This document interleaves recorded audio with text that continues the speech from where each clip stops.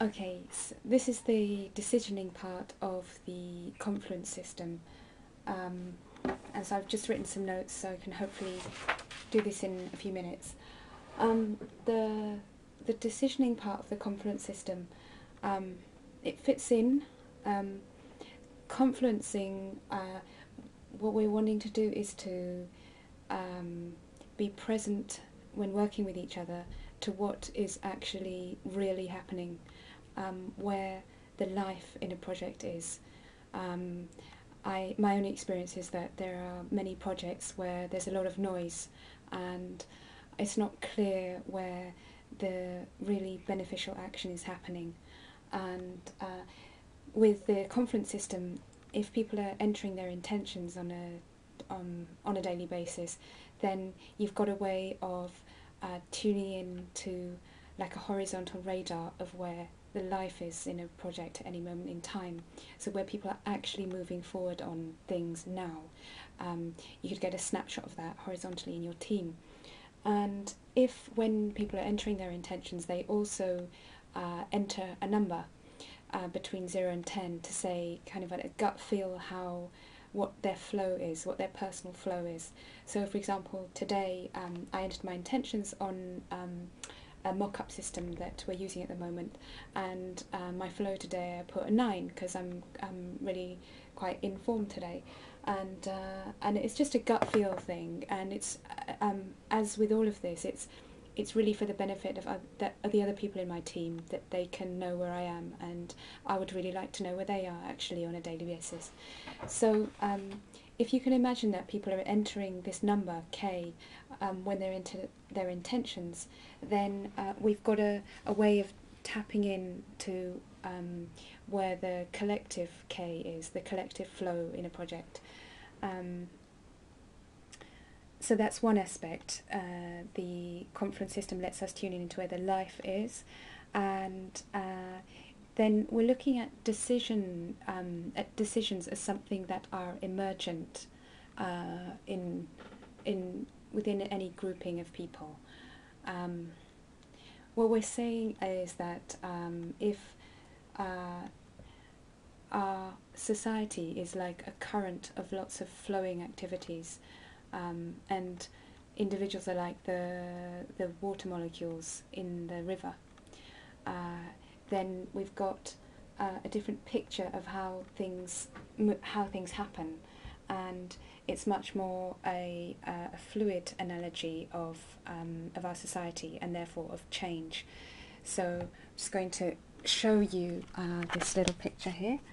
That is a river.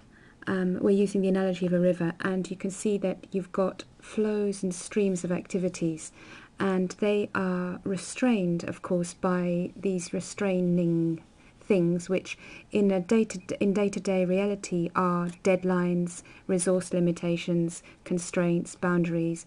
They're what we would say is flow definers. They're obstacles that we come up against, and as a result of which we change what perhaps the type of activity we're in, we adjust our activities, and we do this individually and we do this collectively, and we're doing this all the time.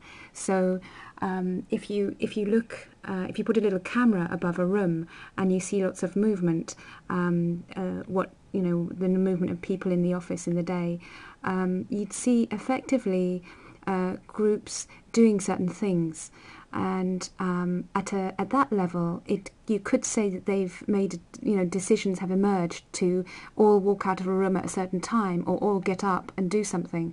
But what we're saying is, if you can think of that as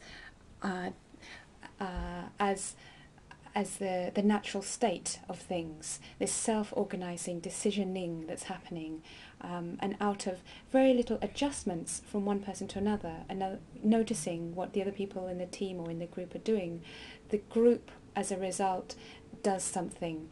And so primary is the condition and secondary is the decision. When certain conditions are right, a decision happens. And that actually is a state of play informally in an unmanaged way. So if we think about formal decision making, and we really avoid the word making, and that's why we're using the term decisioning. So if we think about formal decisioning, it's really a continuum in many ways from the informal decisioning. So if we're thinking about it like that, we can extend this fluid analogy, and we can think about a group having a certain K, a certain level of flow, and if we could keep a track on that flow, which we're saying we can with this system, then if that flow would reach a low, a certain level, then we could have the system flag up that level, the fact that the flow in our group has dropped, say, to 4 out of 10, and personally, if I'm on a project and that is the truth, that is what's actually happening in the project, that, for example, people have lost interest or things have happened so people can't get on with things, and as a result there isn't movement on a project, I'd like to know, I'd rather know than not know that that's the case.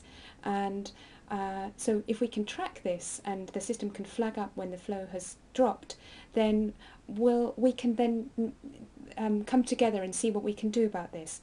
So this system is really flagging up the condition of a collective, and it can do that in just probably a pretty simple way. If I just show you again another screen.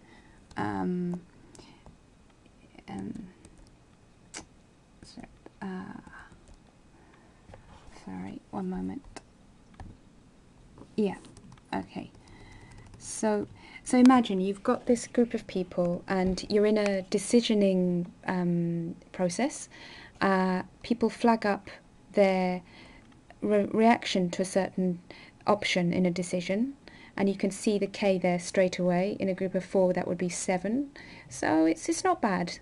Then if we come down, what we can do, and I'm going to go to the same screen. What we can do, if the flow drops to a certain level, we can open a decisioning cycle. So if you think about that, what you could say is, yeah, we need to move forward on something. For example, let's define the question, what are we going to do to fundraise for our projection? In the confluence system, we use projections rather than projects. So then we invite the people who are invited in to be in this decisioning, Sonia, Rajesh, Peter, Lotta. Someone defines the options so far, invite investors, hold fundraising event, find a new philanthropist, do something completely different. And we've defined here the current level of K in the team. It's just taken from the daily intentions. In this screen, we've got K defined between 0 and 1, but probably K should be between 0 and 10. It just makes it easier to work with. We can say when K was last measured, so that people know that. Then the K, and we've got K, the threshold. If we set the threshold as 0.5, then it's obvious why this has been flagged. And we just say, right, decisioning cycle opens at a certain time and a certain location. And you can have this, if you imagine, for an online team, and you can have this process of the decisioning happen online. That would just simply be something like a teleconference call. And you could even have that